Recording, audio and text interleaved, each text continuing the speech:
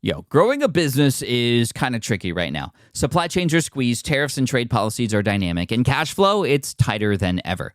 You need clarity to come out on top. Without it, you risk falling behind. If only you could hop in the DeLorean and see the future, right?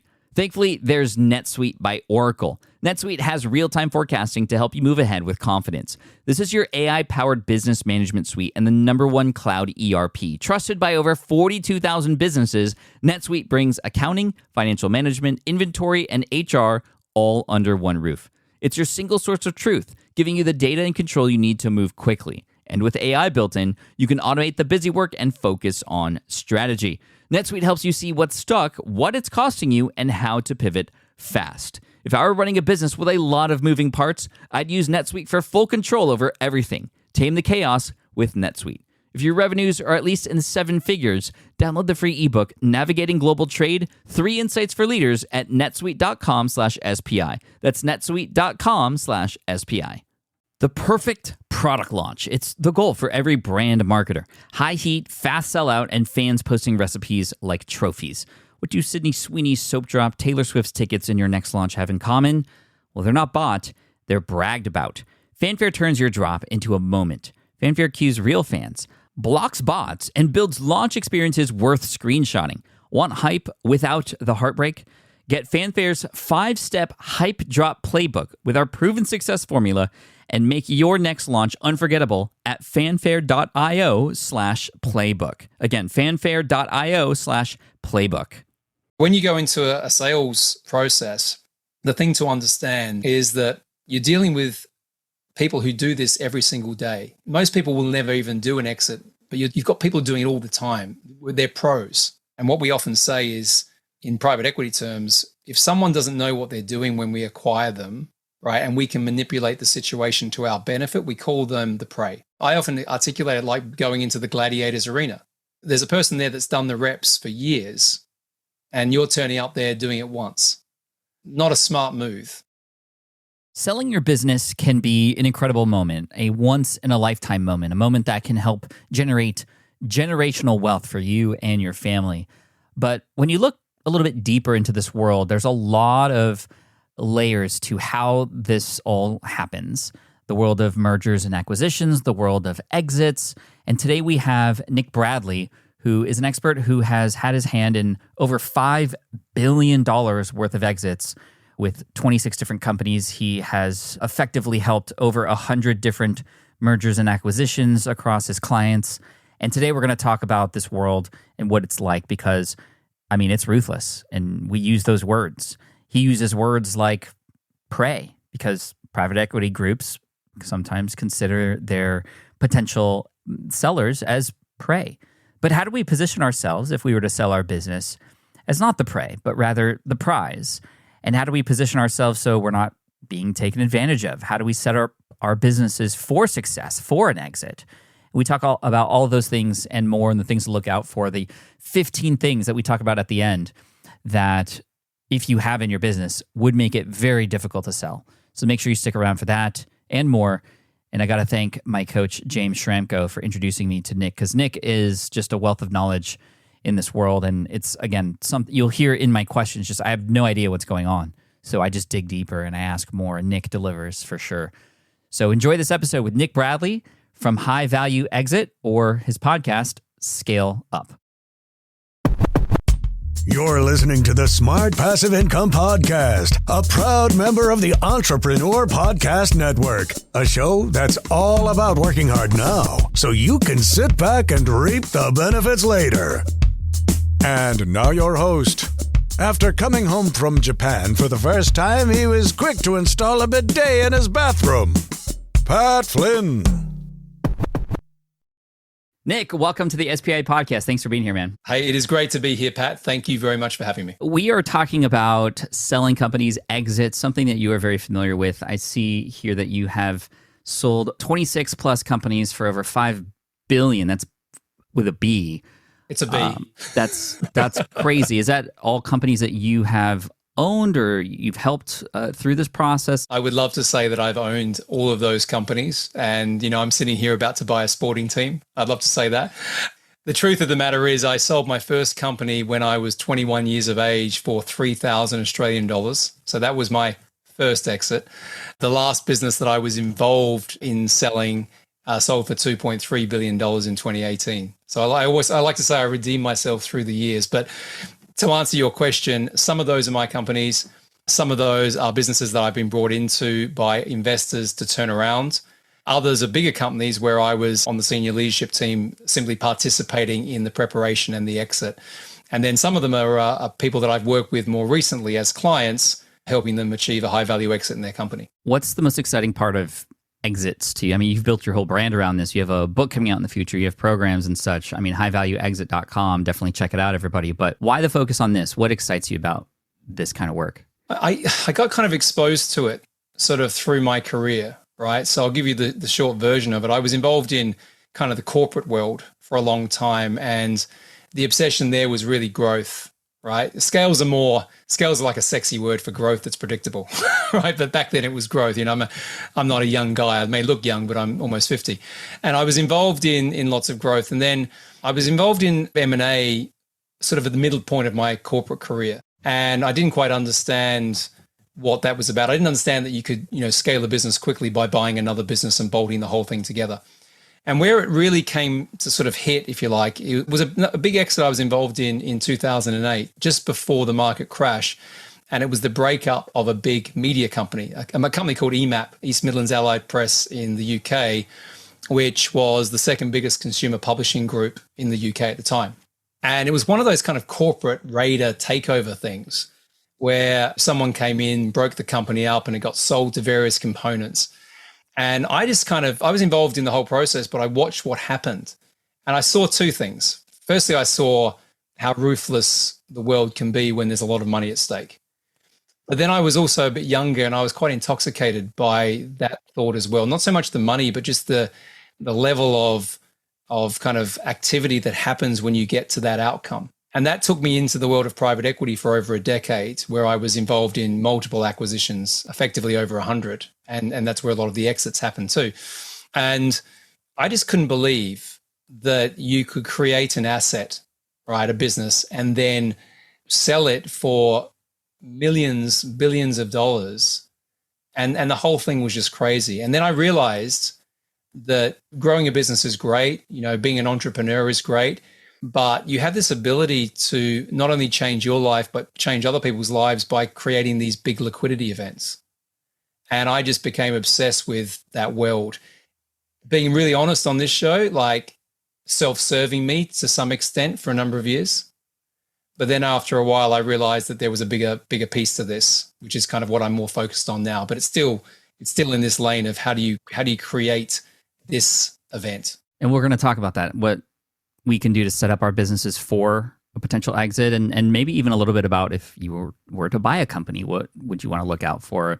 And we're going to talk a lot about like the maybe not so great parts of this world. And you had mentioned ruthless earlier in some of these bigger deals. Like what does that mean? What does ruthless mean in the world of mergers and acquisitions? When we talk a little bit more about private equity specifically, you'll see exactly what I mean. But it comes down to this: when there are such large sums of money sitting on the table, and to some extent it aligns with power as well, right? Wealth and power can be very addictive things. And if you put both of them together at the same time, it can conjure up all sorts of characters and it can change people. And what I've seen is when there's a large check sitting on one side of the table that someone can take, they may come across as the most integral person, like, having the best ethics and character and values. But when there's a big check, hundreds of millions sitting on that side of the table, you start to see different behaviors, right? And maybe it's being a little bit primitive, right? And going back to sort of caveman times, if you like, but people will literally kill people, right? Sometimes for that check, or certainly do things which are crazily unethical, however you define that. And I saw all of it. I saw some pretty horrific things happen when there's a big check there. Well, let's hope none of us get into that sort of situation. So maybe we could begin talking about our own businesses and what even would make our business a viable business to sell. Like, what is a company looking for, or a private equity group looking for, when it comes to the businesses that we're creating, big or small? I should contextualize this by saying I focus now on helping entrepreneurs create 8 to 9 figure exits to what I call sophisticated buyers. And the most sophisticated buyer is a private equity firm. And what you've got to understand first is anyone who's going to pay 8 or 9 figures or more for your company is buying an asset, basically a transferable asset that they can then grow into the future and get a return on. So this is not you buying your mate's business down the road for a packet of chips or whatever it is. This is seriously high stakes stuff. And there are a number of things that are important there, right? And this is where a lot of business owners who have smaller businesses or businesses that are scaling, they don't appreciate the fact that they have to build the business a certain way. I call it being built to sell. Even if they have no immediate intentions of selling it, they have the option to have that event at any point in time. And what does that look like? Well, firstly, if you're the founder of a company and, most of the key operational activities rely on you, right? You're out there doing marketing, you're out there doing sales, you're doing delivery, you're making the product. If that exists, even if you're like an 8-figure company, if you're still the cog in the wheel, that business is very hard to sell. It can still be sold, but it's going to be a lower multiple valuation than if that business is a well-oiled machine where it's not reliant on you or any one person to operate, right? That's what I mean, a transferable asset. The other thing that we do certainly from a private equity standpoint is we like to mitigate risk as much as possible. So if you take the concept of recurring revenue, subscriptions, long-term contracts, things like that, if I'm going to buy a company that, has to go out there and hunt for what it eats every single day because it has to go out there and grow by one customer at a time, that's risky, right? It's risky because I don't know where my next meal is going to come from, so to speak, right? But if I have a business that's, repeatably, predictably, and sustainably driving revenue and growing that revenue every single month, I can then model that out for the next period of time, 3 years, 5 years, 10 years. I'm going to hold a business for about 5 years in private equity and try and sell it again. And I can see where I can pay more for that company because I have a very clear line of sight of how that's going to grow. And there's about 15 or so characteristics like that when I was in private equity doing acquisitions and things that I would be assessing when I'm literally sitting across the table from a founder asking them about their business. And I'll talk more about that at the end because I definitely have some resources that I can give to your listeners to let them understand this a bit more. But it gets quite technical and complex, but you've got to think of it from the idea that the business has to exist without you and it has to have a lot of characteristics which make it extremely valuable for that transaction to happen. Is there a scenario where a solopreneur is able to sell their business and maybe because they are still the center of the cog and they're kind of necessary to still run the business, but they can still sell the business and kind of then work for the company that buys them? Is that a scenario? Yeah, it happens. It happens a lot. But remember, if I put my private equity hat on, right, when I was in that environment, I'm going to try and mitigate the risk of, I've just given you a check of tens of millions, if not hundreds of millions of dollars, right? Your life has just changed. And I often say that, selling your company is usually a once in a lifetime event, and it's probably the biggest financial transaction you'll ever experience, unless you do it again, right? But the point of that is that I'm going to get you there sticking around maybe for a couple of years, and I'm going to make sure that you're locked in to stick around to handle a transition.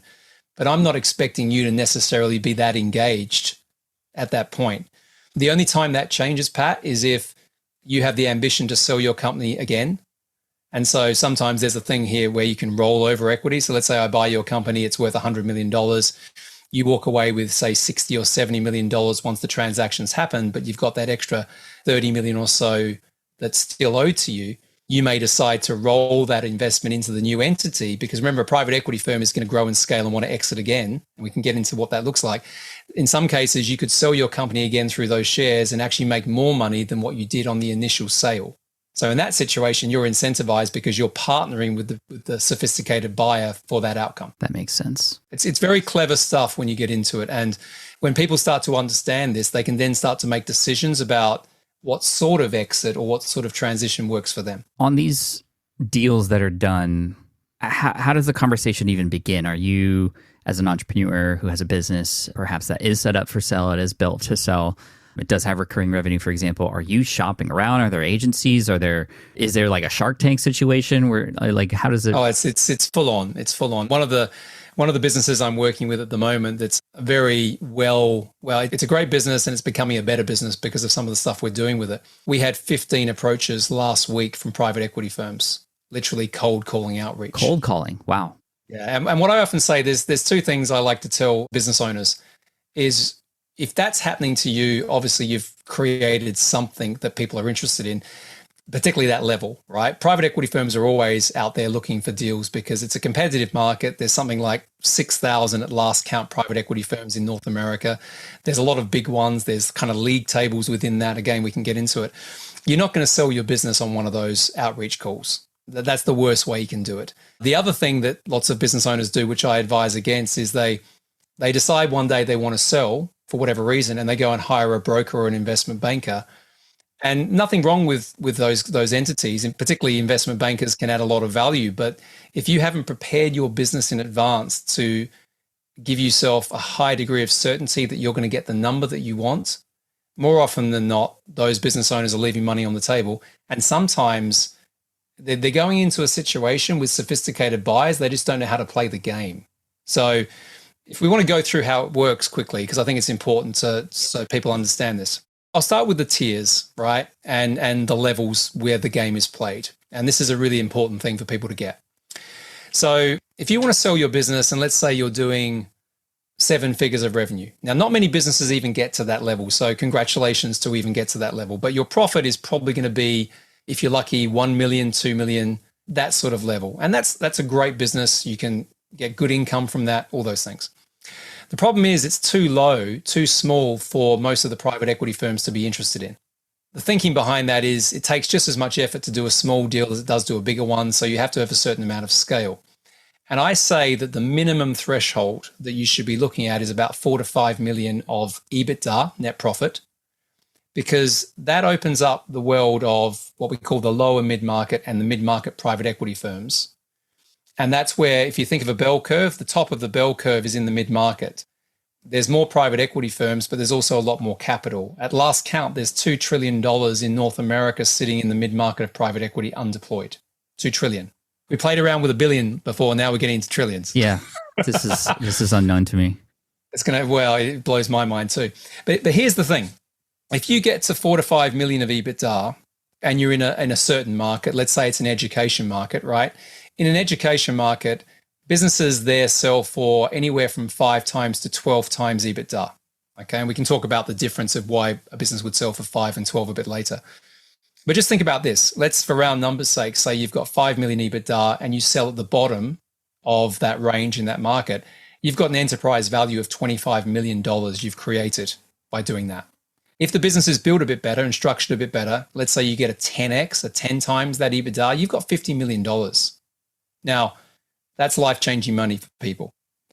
So what I say is, if you've got a business that's doing 1 or 2 million of EBITDA, if you can grow it, really intentionally scale it to getting into what I call those swim lanes of the mid-market private equity, you've now created the option of a very significant capital event. EBITDA being earnings before interest, tax, and amortization, I think. Yeah, and I always get it confused. It's debt, EBITDA, yeah, exactly that. But it's the way to think of it is it's your net profit, right? So it's the way that we calculate the net profit of the business. Exactly right. Get to 5-ish because that'll put you into this part of the private equity arena that, the numbers really start to multiply and start to exponentially grow at that point. If you are in the 1 to 2, better off trying to scale that to that point versus just selling at 1 or 2? Well, I'll give you the statistics on it, right? The broad statistics are that if you are in the 7-figure revenue range or in that EBITDA range, which is lower than where the mid-market opens up, you have like a 2 in 10 chance of selling your company successfully.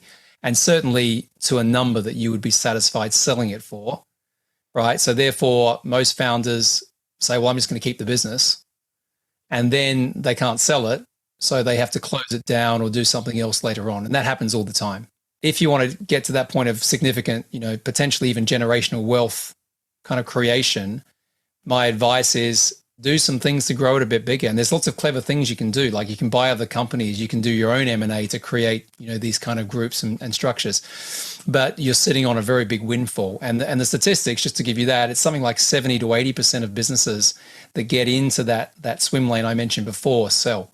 So that's the difference between the delta. That's huge. Crazy, isn't it? Yeah, but that's good perspective though. And you're right. I mean, that's life-changing money at that point. And I'm curious, like, in what little I know about this world, I often hear about how important the story is, the story of your company. Does that play a role in the selling and the multiples that occur in this world? Incredibly so. It does. And it's a great question. I look at, when I left private equity sort of 6 years ago, I took away from that what I call a playbook. And I thought about this and I thought, what did we do? So when we used to buy these companies, right, and the whole game of private equity is to buy low to sell high. And we want to take the company off you in very clever ways for the lowest price we can, but still keep you involved for long enough for us to not need you anymore.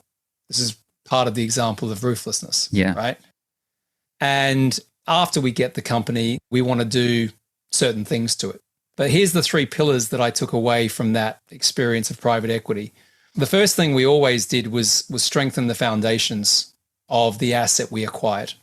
And the way I kind of articulate that to people is most businesses, even if they're at sort of, 7-8 figures, they're still, what we would call good businesses. They have what I call organized chaos going on. So it's not, things happen and things, create good results, but it's not usually very precise. And what we used to say in private equity is we need to go from this organized chaos to a well-oiled machine, right? And the way that we did that, the way we strengthened the foundations, 3 main things: right people, right seats, right? Really intentional organizational design, but not just the leadership.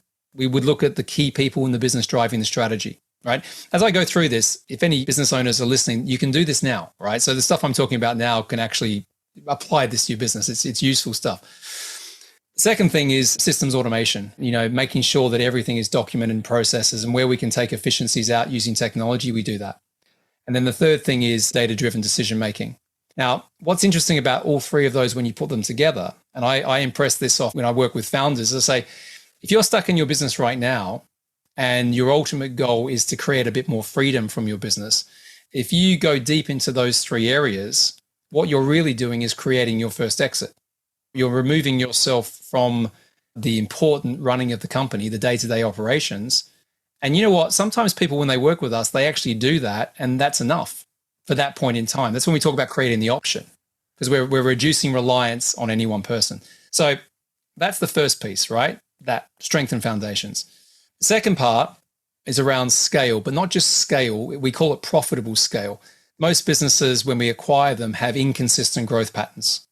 So they might be focusing too much on organic growth. They're too much relying on paid media for their marketing, for example. Many of them don't have any recurring revenue in there. And I mentioned before how much of a risk that is.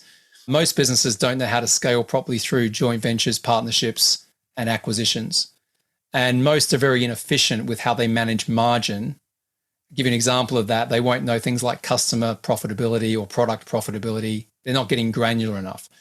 So the second thing we do is we start to change those areas and affect those areas, so we're driving as much profit as we grow as possible and making the business like super efficient. Okay. The third part, and I'll just go through this, is what we call the actual sales process, which comes to your exit story piece. Every time a private equity firm buys a company, they already are reverse engineering the exit from day one. And sometimes they'll buy a company knowing that it's going to be disruptive enough in a market that it's going to get bought by a big public company or whatever else, and they do it for that reason.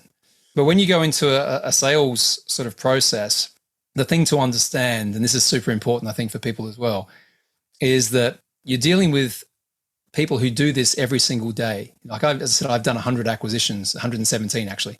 Most people will never even do an exit in their life, let alone do one. But you've got people doing it all the time. They're pros. Right? There's a very clear game around that. And what we often say is, in private equity terms, if someone doesn't know what they're doing when we acquire them, right, and we can manipulate the situation to our benefit, we call them the prey. The prey. Okay? Yeah. I'll get into this in a bit more detail. So that makes you the predator. Well, there is. Then. It is. It's a game. I often articulate it like going into the gladiator's arena. there's a person there that's done the reps for years and you're turning up there doing it once. Not a smart move, right? You need to learn how to play the game. But there are times when, in my experience in private equity, where we would have businesses that would turn up, we'd find them. They were beautifully prepared, incredibly well positioned. The founder had educated themselves on the world of M&A. They had a compelling exit story. And an exit story, to come back to your question, is I have a growth plan for this company that is super exciting, super clear. I'm not just selling my company to you. I'm bringing you in as a partner to take the vision that I've created to its next step. Now, as a private equity guy, I look at that and go, wow, this is great. I don't have to go and recreate the strategy. All I need to do is implement it. And in a situation like that, Pat, we would say that's a prize business. So some businesses are a prey.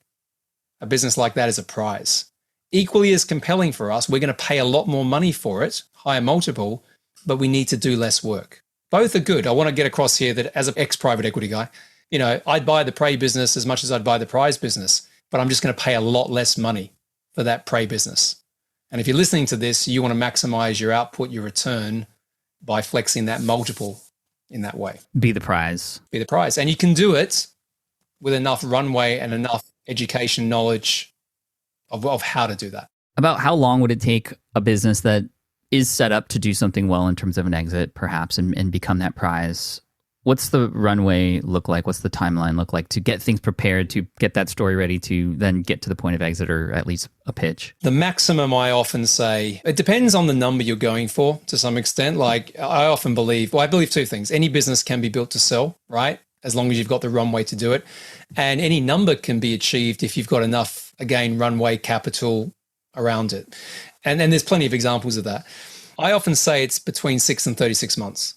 Now, I'm working with a business right now that I recently started helping, and I came and sort of kicked the tires on that business. It's ready to go. It's ready to go. The number is clear that the founder wants to hit. The foundations are strong enough. It's got a very, very clear, profitable scale strategy, ready to go. Other businesses, they've got more work to do. So that's where the 36 months comes in. But it doesn't take as long as you think it takes when you start to understand the different levers that you have to pull. And a lot of those levers business owners don't know about, or they're not understanding enough about it to be able to execute like that. Running a business means legal questions are inevitable. Is this contract or agreement solid? What can I do if a client won't pay me? Am I set up properly for taxes? Well, rather than trying to navigate all of this on your own or searching endlessly online, imagine having a law firm on your side without the high hourly rates. That's exactly what Legal Shield's small business plans offer. With Legal Shield, entrepreneurs get access to real legal support, contract reviews, collection letters, guidance on business formation, and even help handling IRS audits. Members can book consultations, upload documents through the app, and work with a provider law firm that understands small business laws in your state. You also get proactive help on tax and trademark questions so you can stay ahead of legal risks. And if a client delays payment, Legal Shield can send professional collection letters to help you recover what you're owed, all for a fraction of what traditional attorneys charge. Go to LegalShield.com/SPI or call 833-570-9980 to learn more and get big business legal support without a big business budget. That's LegalShield.com/SPI. Do you know the secret to businesses that are scaling faster than ever? They're using Upwork to tap into a diverse pool of skilled freelancers across various industries. With Upwork, you can find specialized freelancers in marketing, development, design, and more. Experts who are ready to help you take your business to the next level. I've personally used Upwork myself and can vouch for it. Posting a job on Upwork is easy. With no cost to join, you can register, browse freelancer profiles, get help drafting a job post, or even book a consultation. From there, you connect with freelancers that get you and can easily hire them to take your business to the next level. Upwork makes the entire process easier, simpler, and more affordable with industry-low fees. Post a job today and hire tomorrow with Upwork. Visit Upwork.com right now and post your job for free. That is Upwork.com to post your job for free and connect with top talent ready to help you grow your business. That's Upwork.com. Again, Upwork.com. To go back to my question earlier about story, in my mind, when I was asking that question, I was asking about the story of the brand, the sort of brand reputation, and sort of here's how I got started and here's where it's going. But that maybe plays a little bit of a role, and you can tell me yes or no. But I think you're on the mark here, Pat. I think you're on the mark. I mean, when I say exit story, we would never use that term when we're going through a process to sell a company or get positioned. What we're talking about is all of the things that make the business what it is. So brands, culture, those things come into it. The way to think about this is, and as I said, I'll share later on kind of the 15 different things and give that to your listeners. But, within that, a unique and remarkable brand that is top 3 within its defined market is a hugely attractive thing. Yeah. A defined culture where the behaviors are clear, not just the values, and it's driving performance, and you can prove that, hugely valuable thing. Referenceability of clients. So some businesses work with blue chip clients as their businesses or customers. Hugely valuable thing because they're hard to get. All of that builds. So there's 2 parts of the exit story, to use that term. It's everything that you've created that is a win theme that got you to where you are today, to that point. But it's everything that the business can continue to do because you've got it to that point in the future. Because the key thing is this: when someone puts a big multiple in front of you, remember they're paying somewhere between 10, 15. The highest multiple I've ever been involved in was a 36 times EBITDA. Jeez. That's 36 years of profit paid in one day. So for someone to be comfortable with that level, they have to see that compelling future and some certainty around that. And that all comes down to how you pitch it, how you prepare, and how you position. Yeah, and that sounds like why, if you already have a plan in place to scale, that to go along with the pitch, and it's like, hey, this is how we can get to this next level. We just want to bring you on as a partner. We need some resources. We need some connections, which you have. Let's get here together. Exactly. That's the prize conversation, Pat. And I tell you, there's a couple of little tricks here that I sometimes employ. If you buy, let's say, an acquisition, like the thesis in private equity is buy and build. Buy, as I said, as cheap as you can. Like we call it buy intelligently, but whatever. And then buy other businesses and create a group. Now, if you go and buy a business, let's say you buy a small supplier or a competitor, and you do that in the last, say, 12 to 18 months before you go to market, private equity guys are going to go, hey, this business has the capability to do what we're about to do with it. Tick. If you're a bit more established, international expansion is another thing. That last big exit that I was involved in, I mentioned in 2018, I was actually acquired into that business. I was in the UK, and we were the only international acquisition.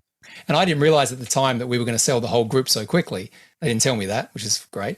But anyway, the point is they bought the business that I was running so that they could show they have a beachhead internationally. So there's things like that if you know how the world plays, you can do things, and it doesn't have to be as complex as maybe that sounds, but that's how the game's played in the sophisticated capital markets. Yeah, it's almost like playing 4D chess. You kind of have to think outside of the box and position things again for the sell, because ultimately the private equity group just wants to come in at the lowest cost possible and then build it out and sell it again at a much higher profit, right? That's ultimately their goal. Right? And I'll give you the stats on this a little bit because I think it's interesting. And I joke about this sometimes. So, and the numbers will blow you away, but this is why there are more billionaires in private equity than real estate or anything like that, right? So there's a couple of metrics that private equity is measured on, right? One is called IRR, which is internal rate of return.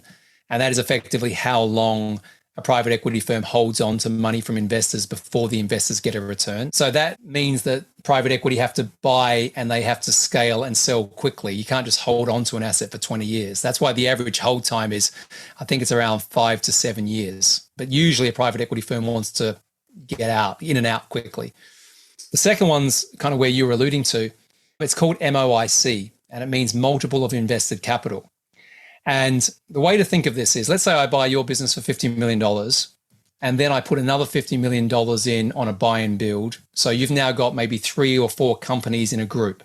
Now, for me to get the return, you might think in a kind of normal world, well, you've put 100 million in, maybe you want to get a 50% return, maybe a 20% return. We want a 300% return as minimum.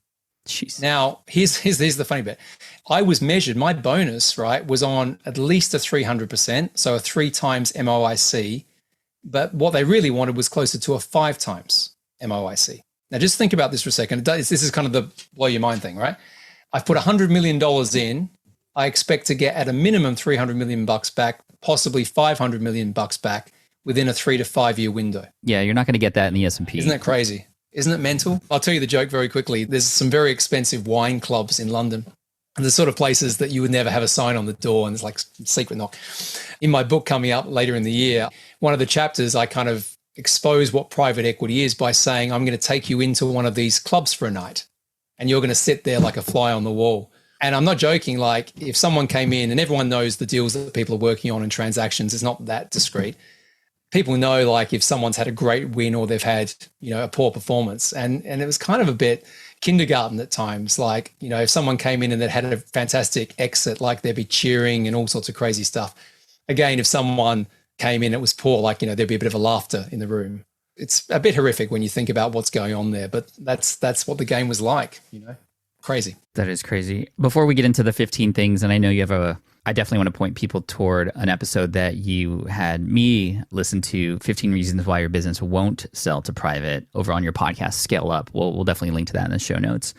But I want to ask you about after the sale, how often the seller, the business owner, feels. I mean, it's a life-changing amount of money, but does that do anything for those people? I mean, I've heard some stories of people who sell and they instantly regret it, or they start going into a spiral because they have all this money and money amplifies who they are, and then they spend all this money on bad things.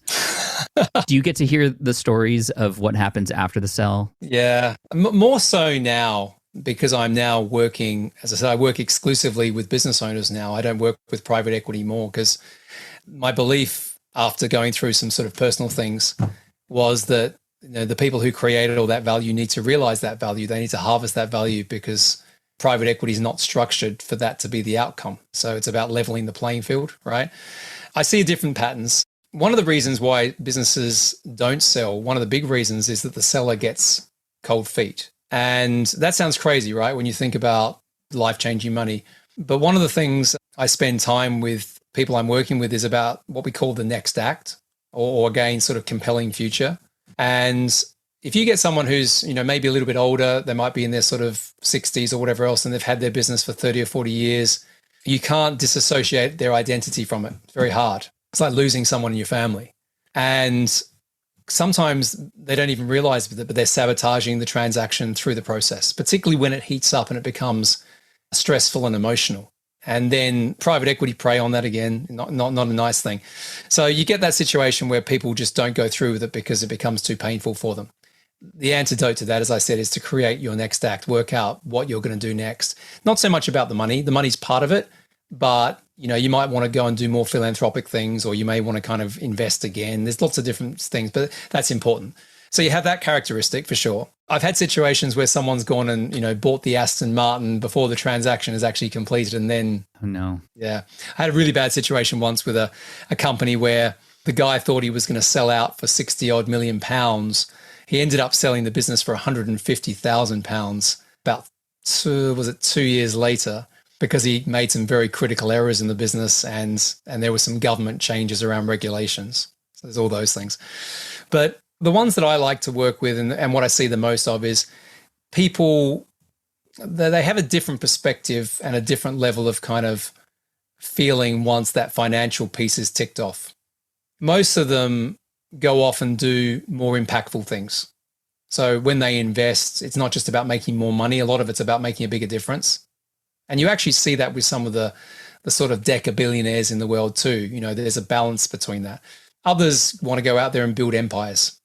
They've had one big exit. They're now going to go out and have, multiple ones. And I have people come to me and say, I want to sell my business for $100 million. And I'll often say to them, I'm not going to judge your ambition, but if you haven't got 20 million in the bank right now, sell your business for a number that's going to change your life first, because then you're going to be more expansive with your thinking. And then maybe the second or third play is to get into that 9-figure threshold or more. But it's a big thing. And the other thing I'll say, just to finish the point, is sometimes people don't have any friends anymore, right? And this is going to sound bizarre, but not that they change, even though I'm sure they do change, but the perception of them changes. And I get a lot of people have to find a new peer group, right? And they're like, where do I go now? I can't hang out with my mates down the pub anymore because they just act differently around me. Yeah, wow, that's crazy. These are all important characteristics that can sometimes happen when you go through that event. Yeah, things to think about. I mean, we often fear success as much as we fear failure because of those changes. But I love the idea of thinking about your next act and some of the other things that you can do that maybe weren't even possible before, especially providing more value out there and the philanthropic stuff. That's really exciting to me. I still believe, and I've had this belief for a long time, that entrepreneurship is a force for good. It has the power to change the world if pointed right, in the right direction. And the more that entrepreneurs can be successful through what we do, through exiting, that option to exit, my belief, maybe it's a little bit kind of rose-tinted glasses at times, but I do believe that the people do go on and do great things and make bigger change. For sure. And much of our audience here are those kinds of people who would do that. So again, I appreciate you for sharing the insider scoop on what happens in this world. And before we get into some of those points that we want to make sure we get the reasons to sell or things why it wouldn't sell, I know that you have something going on in terms of helping people who want to get to work with you a little bit more closely. Can you explain a little bit more about what that might look like and perhaps where people can go get access to that or see what you got going on? Yeah, so to give you a little bit more context, I left private equity during that last transaction. I had a bit of an epiphany really about, I was a guy that was, well, hunting businesses for a living is probably the nice way to say it, right? I was kind of out there trying to buy these businesses and exploiting the people who created them. And I had a situation where I realized that was, firstly, I was going to go to hell, but I wasn't showing up as who I wanted to be. I wasn't particularly well health-wise, and I made this big change. I made that big change actually because I ended up going to a Tony Robbins Unleash the Power Within, and I sat there for 4 days. And if anyone's ever experienced anything like that, I remember crying my eyes out actually and seeing the world very differently. But he put up a quote which was from Zig Ziglar, which was, if you can help enough people in the world get what they want, then you'll have everything you want. And it sounds like a very simplistic quote, but really it smacked me in the face because my whole system, if you like, my programming up to that was, I'm just going to take from you. And the more I take from you, the more I have. It sounds very primitive, but that's what it was. Anyway, I share that because I jumped on that other side of the table and I didn't know what I was doing, right? In terms of what am I going to do now, right? I'm in private equity. I made some money and I have these, I have an income through private equity. How do you replace that? And I started doing one-on-one consulting and coaching. And over the last 6 years, that's become full. I can't do it anymore. and that's a great thing to be. But, my mission is to help 1 million business owners create high-value exitable companies in the next decade. And so as a result of that, we've just launched what we're calling the High Value Exit Accelerator. And it's our first, I'm calling it a group coaching membership. Because as you asked the question, how long does it take? Well, people can be in our coaching membership for as long as it takes. And we coach around those 3 areas that I spoke about previously. The strengthening foundations, the scaling value, and the selling smart, the selling intelligently, all with the premise of making sure that we can guide and support people who have the intention and want to create the option to exit to be able to learn from someone, who's been on that side of the table, ultimately the person who is going to buy your company, so you have that support before you go through that process. So very excited about it, and it's taken a bit of time for me to get it to what I want it to be, but we've just launched that.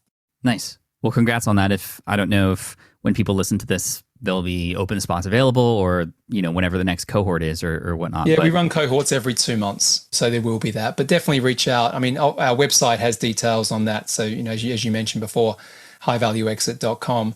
Plus what we talk about next in terms of the blueprint, as I call it, the Exit for Millions blueprint. I'll put a link here for anyone listening to the show to get access to that, because it's a bit of a mini diagnostic on the 15 things that make it very challenging to sell your business to sophisticated buyers. And I think if people can assess their business in advance, they know the gaps, then they'll be primed perfectly for a conversation about how we can obviously support them. Amazing. We'll put all the links in the show notes for everybody, but let's finish strong with these 15 things, the blueprint. Sure. We've touched on some of them. Yeah. And I'll go through them quickly because, once you start going through them, you can dive deeper into each of them. But the first thing, these are the things that make your business unsellable to a sophisticated buyer like private equity. And as I'm going through them, what I'd like your listeners to do is maybe give us scoring, like a red, amber, green around where they're at. And what you want to get to, to create the option of a high value exit is you want to get to about 80% of them being green. They don't all have to be green, but if you've got like that 70 or 80% of green, your business is going to be at the point where the multiple can be maximized within your market. Okay. So the first one is your business is generating low profit or minimal growth. So some people get a bit funny about this. I'm going to just a bit of explanation, because you see businesses that don't make any profit being sold on things called revenue multiples, right? It doesn't happen as much as people think.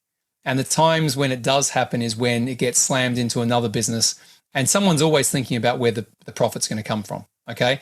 So, at the end of the day, if you're not growing, or you're going backwards, or you're not very profitable, you're not going to be very valuable.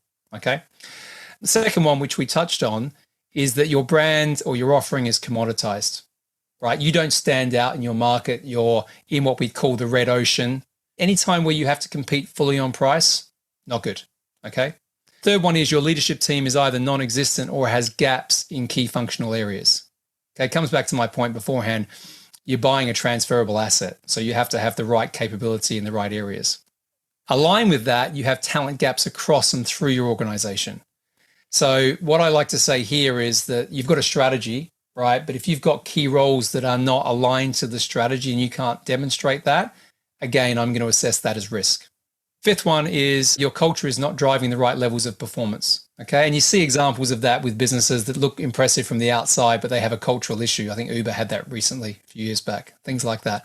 But you have to define your culture. It's a really powerful thing, particularly now that we operate more remotely, right? So people are not always in the same space. So it has to be through principles and behaviors.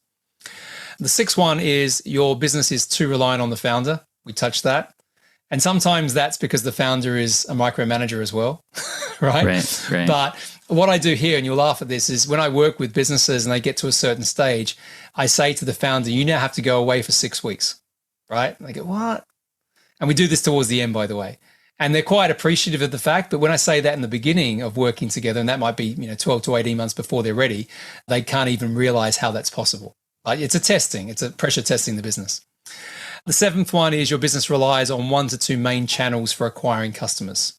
So we like to have at least 3 to 4 customer acquisition channels or lead generation ways in your business. And you don't want to be kind of relying on referrals, obviously. Right? You want to have something that's predictable, repeatable, sustainable, like I mentioned. Number 8 is your business has no recurring revenue. Okay, we went through that in quite a bit of detail. 9 is your business relies on only a few customers driving the majority of your revenue. This is a huge one.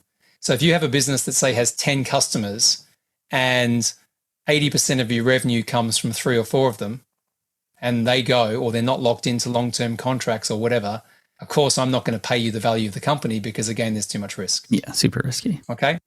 Number 10 is your business lacks documented systems and processes. Comes back to that sort of automated processes piece we talked about in the strength and foundations. 11 is your business is not tracking or measuring performance effectively across and through the organization again. So it doesn't have this bias towards data and metrics.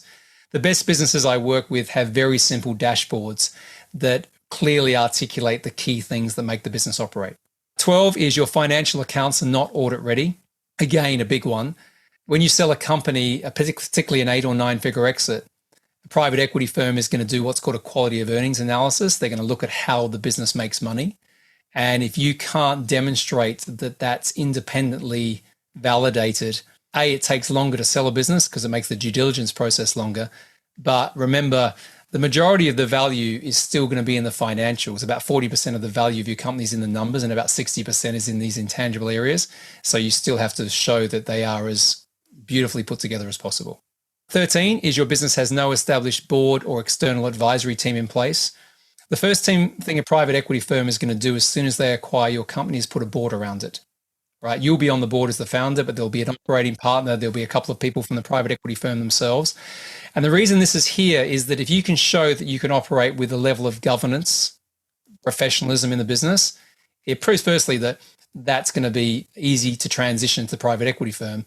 Equally, if let's say you're a founder that's never had a boss for years, you've suddenly got a boss. So you want to demonstrate that you're mature enough to be able to deal with that situation as well. That makes sense. Last couple, 14, your business has subscale profitability to be attractive. Now, we talked about the 4 to 5 million threshold. So, if you're not really at that level, you can still be acquired, but it's a much tougher game to play. So you want to get to that 4 to 5 million that I mentioned previously. And then the last one is your business is not ready for strategic scale. Now, strategic scale is either it can do acquisitions or it can do international expansion. It can do partnerships. So again, as a business owner listening to this, these are things that you can put in place well and truly before you start a sales process. And they're all kind of little tricks, if you like, that as soon as you start talking to private equity or those sophisticated buyers, their eyes are going to be lighting up as you go through answering these types of questions, because you're literally singing to the choir in terms of what they want to see. Amazing. Thank you for that rundown. And I'll get the link on the show notes page for where you can get that. It's exitformillionsblueprint.com, but we'll give you a link for that as well. But yeah, the PDF on that goes through all of those with a bit more explanation. It also has the ability to do the scoring that I mentioned beforehand. And people find it very valuable just to kind of do a temperature check of where they are in their business. Yeah, what was that link one more time? It's exitformillionsblueprint.com. Thank you. The last question I'll ask is, and this is something that just came to mind when you were talking, was, in terms of the seller being able to choose the buyer, if there is an opportunity for a seller to understand, like, yes, this buyer, this private equity group, they're going to take care of my customers. Like, I've built this business. I care about my audience. I care about the perception of the brand. How can I be sure that a private equity group or any buyer would do right by what I've created, or whoever is selling? Yeah, I mean, very good, important question. Because if you go through some of the stuff that I've covered today around making your business the prize, people want the prize. Multiple people want the prize, right? So, you are a unique thing. And in that situation, you create what I call sell-side control. So whereas you're going up against these sophisticated buyers, they know how to play the game, you stand out as something unique. You then flip the script to some extent on that whole thing. And you start to some extent, earn the right to select who you want to partner with, and you get to interview them. Now, that does happen all the way through the process, but you've suddenly turned, as I said, the tide on kind of the whole thing. What does that look like? Well, let's say you hire an investment banker, a good one, and they run a process. I won't go through the process because it's a whole nother probably conversation, but you're going to get to the end where there's going to be, let's say, anywhere between probably 5, I had 7 in the last transaction I was involved in, suitors. And at that point in time, they all want your business and they're going to put a price in front of you. But what I always encourage business owners to do at that point is don't just go by the highest price. There's a thing called terms as well, price and terms. Terms is how they're going to pay you the money and all the other things they're going to do as part of the transaction. And when you're negotiating the terms, you can start to be a bit more explicit about what you want things to be going forward, because you've earned the right to do that because you're the prize. So my advice here, just to finish this, is pick the partner that's going to give you the best balance of those things. Pick the partner who's going to do the right thing by your people. Pick the partner who's going to take the vision that you've created and really scale it into the future, if all of those characteristics are important to you. And one thing I fully believe is, I hate it when business owners, they get to this part of the process, and I won't work with them. I'll be really clear on this. And they're like, I don't really care about all the people that got me here. I just want to get the money. That's the worst situation. I know people listening to this are probably not those people, but you want to very much remember how you got to this place, because you're about to create this event, and it's a super important thing to make sure you protect everyone and reward and incentivize everyone who's got you there. Yeah, 100%. Nick, this has been an incredible conversation. Thank you for the deep dive and helping us get into the rabbit hole a little bit here with this world. And everybody should definitely check out Scale Up on your favorite podcast app. There's so much gold there. Nick, this has been an absolute pleasure. Thank you so much for this. One more time, where can people go to follow along and get all the good things? Yeah, absolutely. Well, I just want to say thank you very much. I've enjoyed the conversation. We've gone down a little bit of the rabbit hole. Oh, I'm sure. There's more to go, but I said my main thing now is just making sure people are aware of their options and their opportunities around this sort of stuff. So I'm grateful for the opportunity. So I just want to say thank you. But yeah, people can reach out to me. So firstly, my practice, if you like, my consultancy is High Value Exit, and it's highvalueexit.com. You can also reach out to me on LinkedIn. I'm on LinkedIn all the time. So it's Real Nick Bradley, I think is the URL there, something like that anyway, but you'll find me. And then, as I said, the blueprint, as I said, will be very valuable to people listening, is exitformillionsblueprint.com. Amazing. Thank you, Nick. We appreciate you, and all the best. Thank you. All right. I hope you enjoyed that episode with Nick Bradley, founder and CEO of High Value Exit. And man, this is a crazy world. But when you compare the possibilities of what a business could turn into in terms of the revenue that you could generate from just a single day's exit, which of course will take years to get there and perhaps a 36-month runway to get there from where you're at now. I mean, there's a lot of, this isn't an overnight thing, obviously. But compare that to a lot of investments that we normally think about that help us generate wealth, from real estate to investing in the market, retirement plans, etc. I mean, building a business to scale and to sell seems like it would be worth it. And if this episode interests you at all and you want to see how to take the business that you have or an idea that you have and get it to that point, well, Nick is definitely the person to follow. Again, you can follow him and find him at High Value Exit on LinkedIn, Nick Bradley, and we'll have all the resources and links mentioned in this episode on the show notes page at smartpassiveincome.com/session789. Again, smartpassiveincome.com/session789. Thank you, Nick. Thank you for listening all the way through. I hope this was a interesting dive into a world that we don't talk often about, but it's there. And man, we're talking billions and trillions of dollars available. Wow. Amazing opportunities. Best of luck to you, and I look forward to serving you in next week's episode. Cheers. Thank you so much for listening to the Smart Passive Income podcast at smartpassiveincome.com. I'm your host, Pat Flynn. Sound editing by Duncan Brown. Our senior producer is David Grabowski, and our executive producer is Matt Gartland. The Smart Passive Income podcast is a production of SPI Media and a proud member of the Entrepreneur Podcast Network. Catch you next week. Have you dreamt about being your own boss, but still haven't made the first steps to making that dream a reality? Well, I get that. Starting a business can feel super overwhelming with legal forms, paperwork, finances. It's a lot. And that's why I'm excited to tell you about Taylor Brands. Taylor is a complete business builder designed to make launching your business simple and stress-free. You can register your LLC in just minutes, keeping your personal assets and the business assets separate from day one. From there, you get access to everything you need to get off the ground. Legal documents, licenses and permits, invoicing and bookkeeping tools, and even a 100-day business coaching program, all designed to help you hit the ground running. You'll also get a free, personalized business plan, branding tools, and so much more. And of course, listeners of this show get an exclusive 35% discount to get started. All you have to do is head to taylorbrands.com/SPI. That's TAILORBRANDS.com/SPI. Stop dreaming, start building with Taylor Brands. I get it. You want to grow your business, but selling at scale feels overwhelming. You're drowning in complicated funnels, creating different lead magnets, or constantly posting on social media. And that gets exhausting fast, especially when you're trying to sell to hundreds or thousands of people. But what if you could sell at scale with a simple, powerful quiz? A Score app quiz or assessment asks your audience key questions and gives them instant personalized results based on their answers. Your audience gets to know where they are now and shows them the steps they need to hit their goals. You can set up a quiz in minutes using Score app's templates and have a powerful lead magnet that'll do the selling for you. The best part is your audience actually wants to take this quiz, and you build huge amounts of trust before you even make a single offer. No hard sales, no chasing leads, just value at scale. Get 50% off the first 3 months using the discount code SPI. Just head to scoreapp.com/SPI. Again, that's scoreapp.com/SPI.